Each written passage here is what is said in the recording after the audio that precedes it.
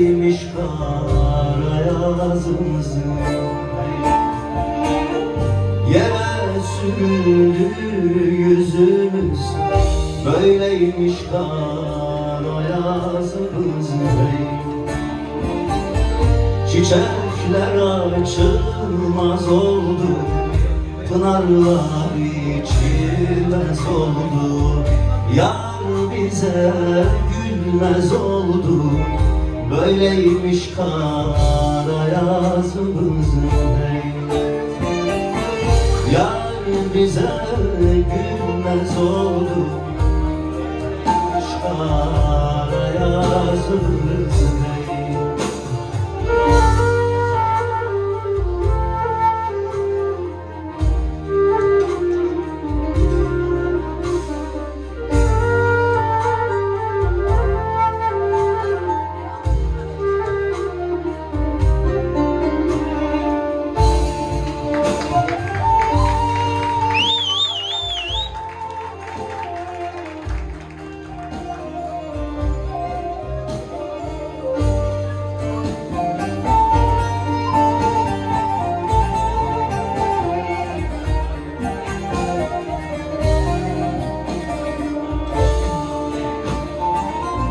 Yalnız ona yar demişti,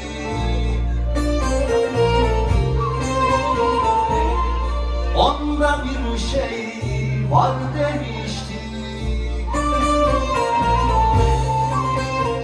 Ah, o bizi anlar demişti, böyleymiş kara yazımız. O bizi anlar demiştik, böyleymiş kara yazımız. Hey gönül gene bu gece, kederin geceden güce. Gel susalım beraberce, böyleymiş kara yazımız. Gel susalım beraberce, böyleymiş kara yazımız. Hey.